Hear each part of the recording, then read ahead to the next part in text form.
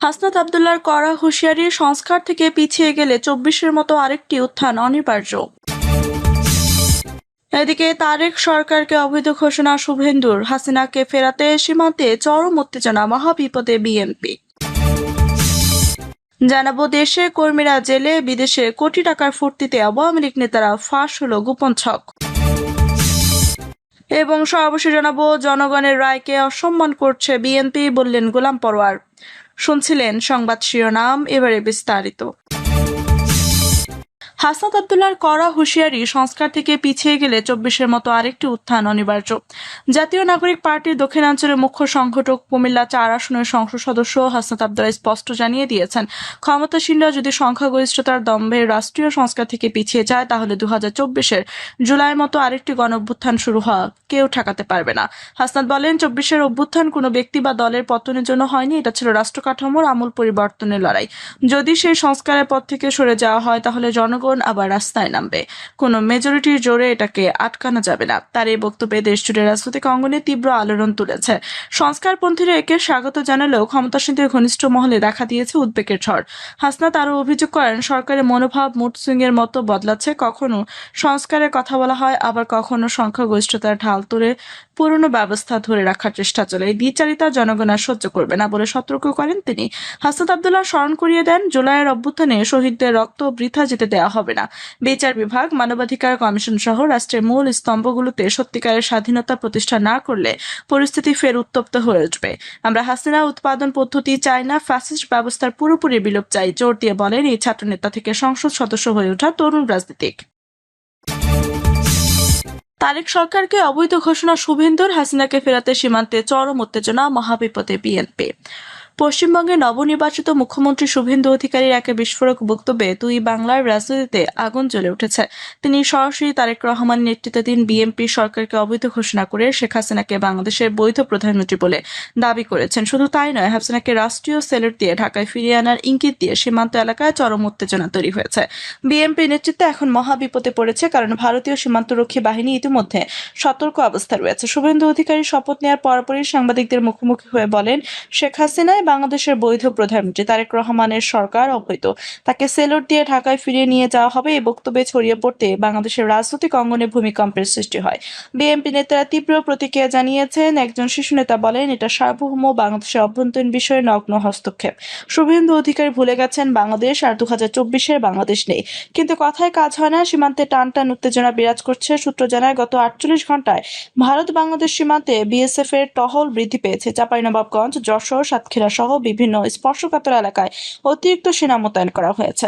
স্থানীয়রা জানান, রাতের অন্ধকারে সীমান্তের কাছে অস্বাভাবিক গতিবিধি দেখা যাচ্ছে। একজন সীমান্তবর্তী কৃষক বলেন, আগে এমন ছিল না, এখন প্রতি রাতে হেলিকপ্টারের আওয়াজ, আলোর ঝলকানি, কিছু একটা ঘটতে যাচ্ছে। ভারতীয় গোয়েন্দা সংস্থাগুলো নাকি হাসিনার সমর্থকদের সঙ্গে যোগাযোগ বাড়িয়েছে, যা বিএনপিকে আরো চাপে ফেলেছে। শেখ হাসিনা নিজেও নিরাপত্তা ভেঙে শুভেন্দুকে অভিনন্দন জানিয়েছেন। আওয়ামী লীগের বিবৃতিতে বলা হয়েছে, পশ্চিমবঙ্গের জনগণের এই জয় দুই দেশের সম্পর্ককে নতুন উচ্চতায় নিয়ে যাবে। হাসিনা শুভেন্দুকে ফুলের তোড়া পাঠিয়েও বার্তা দিয়েছেন, এতে বিএনপির অস্বস্তি আরও বেড়েছে। তারেক রহমানের সরকার ফেব্রুয়ারির নির্বাচনে বিপুল জয় পেলেও এখনও অভ্যন্তরীণ ও বহিরাগত চাপে পড়েছে। অর্থনীতি টালমাটাল, বৈদেশিক বিনিয়োগ কমেছে। এর মধ্যে শুভেন্দুর এই হুঙ্কার যেন আগুনে ঘি ঢালার মতো। বিএনপি নেতৃত্ব এখন জরুরি বৈঠক করছে। দলের একাধিক নেতা সতর্ক করে বলেছেন, ভারত যদি সীমান্তে চাপ বাড়ায়, তাহলে আমরা আন্তর্জাতিক সম্প্রদায়ের দ্বারস্থ হব। কিন্তু বাস্তবে চীন ও পাকিস্তানের সমর্থন ছাড়া বিএনপির পক্ষে শক্ত অবস্থান নেওয়া কঠিন। অন্যদিকে ভারতের পররাষ্ট্র মন্ত্রণালয় এখন আনুষ্ঠানিক প্রতিক্রিয়া দেয়নি, তবে সূত্র বলছে দিল্লি শুভেন্দুর লাইনকে সমর্থন করেছে। অবৈধ অনুপ্রবেশকারীদের ফেরত পাঠানো নিয়ে ভারতের চাপও বাড়ছে। সীমান্তের গ্রামগুলোতে আতঙ্ক ছড়িয়ে পড়েছে। অনেকে বলছেন, আবার কি ২০২৪-এর মতো অস্থিরতা ফিরে আসবে? হাসিনার সমর্থকরা গোপনে সক্রিয় হয়ে উঠেছে। কয়েকটি জেলায় আওয়ামী লীগের পতাকা উঠেছে, অফিস খুলেছে। বিএনপি এখন দমনমূলক ব্যবস্থা নিতে চাইলে ভারতীয় চাপের কারণে পিছু হটেছে। শুভেন্দুর বক্তব্যকে কেন্দ্র করে সোশ্যাল মিডিয়ায় ঝড় উঠেছে। একদিকে হাসিনার সমর্থকরা উল্লাস করছেন, অন্যদিকে বিএনপির কর্মীরা ক্ষোভে ফেটে পড়ছেন। এই পরিস্থিতিকে তারেক রহমানের নেতৃত্বে বিএনপি সরকারের সামনে বড় চ্যালেঞ্জ। অর্থনৈতিক সংকট মোকাবেলা করতে গিয়ে যদি সীমান্তে যুদ্ধকালীন পরিস্থিতি তৈরি হয়, তাহলে সরকারের ভিত কাঁপবে। শুভেন্দু অধিকারীর জন্য স্পষ্ট বার্তা দিয়েছেন, বাংলাদেশের রাজনীতিতে ভারতের প্রভাব অটুট রাখতে তিনি প্রস্তুত। তার বক্তব্যকে দম্ভ বলে সমালোচনা করলেও বাস্তবে এটা একটা বড় খেলার সূচনা। সীমান্তে উত্তেজনা ক্রমশ বাড়ছে। প্রতি মুহূর্তে নতুন খবর আসছে। বিএনপি যদি দ্রুত কূটনৈতিক পদক্ষেপ না নেয় তাহলে হাসিনার ফেরার সম্ভাবনা আরও বাস্তব হয়ে উঠতে পারে। দেশের কর্মীরা জেলে, বিদেশে কোটি টাকার ফুর্তিতে আওয়ামী লীগ নেতারা, ফাঁস হলো গোপন ছক। জুলাই আগস্টের ছাত্র জনতার অভ্যুত্থানের পর দেশের ভেতরে আওয়ামী লীগের হাজার হাজার কর্মী সমর্থক জেলের অন্ধকার সেলে ঘানি টানছে, পুলিশের তাড়া খেয়ে লুকিয়ে বেড়াচ্ছে গ্রামে গঞ্জে। অথচ বিদেশে বসে দলের শীর্ষ নেতারা কলকাতায় বিলাসবহুল অ্যাপার্টমেন্ট, লন্ডনের প্রাসাদোপম ভিলা আর দুবাই লাক্সারি হোটেলে কোটি টাকার ফুর্তি করেছেন। পাচার করা জনগণের টাকায় মদ মাংসের আসর বসে গোপনে ছক কষছেন কিভাবে আবার ক্ষমতায় ফিরবেন। এই চাঞ্চল্যকর তথ্য ফাঁস হয়েছে সাম্প্রতিক অনুসন্ধানে। প্রথম আলো সহ একাধিক সূত্র জানায়, আওয়ামী লীগের সাধারণ সম্পাদক ওবায়দুল কাদের কলকাতার রাজারহাট নিউটাউনের উঁচু এলাকায় বিলাসবহুল জীবনযাপন করছেন। সাবেক স্বরাষ্ট্রমন্ত্রী আসাদুজ্জামান খান কামাল, তথ্যমন্ত্রী হাসান মাহমুদ, জাহাঙ্গীর কবির নানক, আব্দুর রহমান, বাহাউদ্দিন নাসিম, শামীম ওসমান, ফজলে নূর তাপস সহ ডজন ডজন শীর্ষ নেতা ভারত, যুক্তরাজ্য, যুক্তরাষ্ট্র, দুবাইয়ে ছড়িয়ে পড়েছে। তাদের অনেকে বিলাসবহুল ভিলায় বসে কফি, ফাস্টফুড খেতে খেতে রাজনৈতিক পুনরুত্থানের পরিকল্পনা আছেন। একজন নেতা তো উচ্চ নিরাপত্তায় বেষ্টিত অ্যাসেটে বসে বলছেন, ওটা সন্ত্রাসী অভ্যুত্থান ছিল, আমরা ফিরবই। দেশের ভেতরে চিত্রটা একেবারে উল্টো। আওয়ামী লীগ নিষিদ্ধ হওয়ার পর হাজার হাজার কর্মী নেতা গ্রেফতার হয়েছেন। ঢাকা মেট্রোপলিটন পুলিশ সহ বিভিন্ন জেলায় ফ্ল্যাশ মিছিলের অভিযোগে দিনে দিনে ধরপাকড় চলছে। রাজশাহীতে জামিনপ্রাপ্ত নেতাদের নতুন মামলায় ফের গ্রেফতার নির্দেশ দেওয়া হয়েছে। গত কয়েক মাসে ৩,০০০-এর বেশি কর্মী জেলে, অনেকে হত্যা, মানবতা বিরোধী অপরাধ ও দুর্নীতির মামলায় ঘুরছে। জেলখানায় জায়গা নেই, তবু গ্রেফতার থামছে না। সাধারণ কর্মীরা বলছেন, নেতারা বিদেশে সুখে আছেন, আমরা জেলে পড়ছি। এদিকে শেখ হাসিনা ও তার পরিবারের সম্পত্তির হিসাব চাঞ্চল্যকর। আদালত ধানমন্ত্রী সুধা সদন সহ পরিবারের বিভিন্ন সম্পত্তি জব্দ করেছে। ১২৪টি ব্যাংক অ্যাকাউন্ট ফ্রিজ।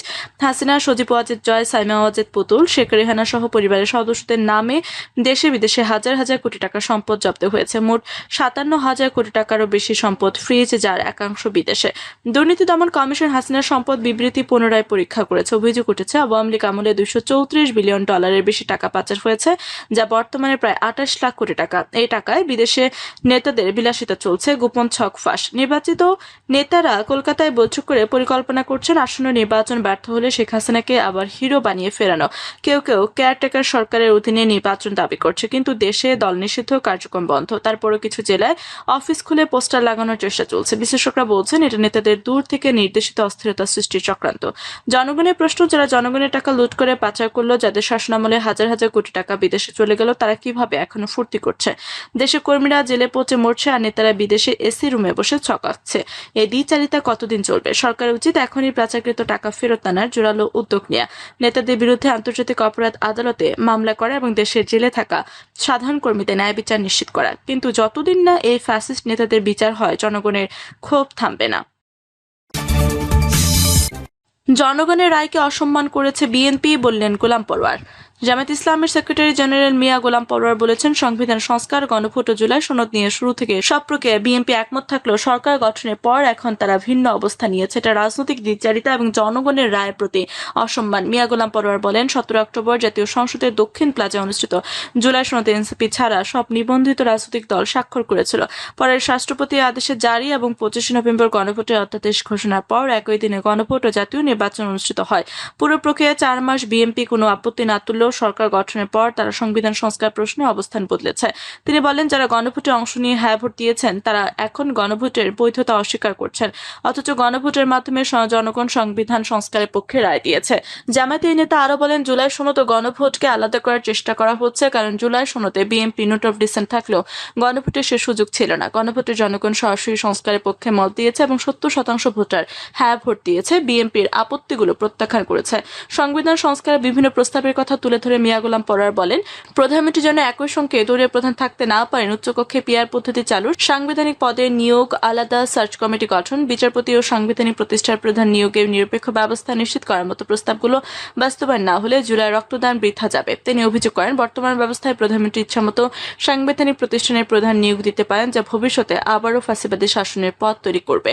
পার্লামেন্টের আগামী অধিবেশনে সংবিধান সংস্কার পরিষদের বৈঠক ডেকে গণভোটের রায় বাস্তবায়নের আহ্বান জানান গোলাম পরোয়ার। একই সঙ্গে তিনি বলেন, আমরা সংঘাত চাই না, সহিংসতা চাই না, সংসদের ভেতর থেকেই গঠনমূলক উপায়ে সমাধান চাই। বিএনপির সঙ্গে জামায়াতের সম্পর্ক প্রসঙ্গে তিনি বলেন, সঙ্গে থাকলে সঙ্গী, না থাকলে জঙ্গি, এই প্রশ্নের জবাব বিএনপিকে দিতে হবে। অতীতে বিএনপি নেতারা জামায়াতের সঙ্গে সভা সমাবেশ ও রাজনৈতিক কর্মসূচিতে অংশ নিলেও এখন আওয়ামী লীগের ভাষায় জামায়াতকে আক্রমণ করছে। গোলাম পরোয়ার বলেন, 2018 সালে নির্বাচনে জামায়াত ধানের শীষ প্রতীকে নির্বাচন করেছিল বিএনপির অনুরোধেই, কারণ সে সময় জামায়াত নিবন্ধন ছিল না এবং জোটগত সম্পর্কের কারণেই এক প্রতীকে ভোট করা হয়েছিল। প্রিয় দর্শক, এই ছিল এখনকার মতো সর্বশেষ সংবাদ। আপনি সব সংবাদ পেতে চ্যানেলটি সাবস্ক্রাইব করে পাশে থেকে বেল বাটনটি ক্লিক করে রাখুন। ধন্যবাদ সবাইকে এতক্ষণ সাথে থাকার জন্য।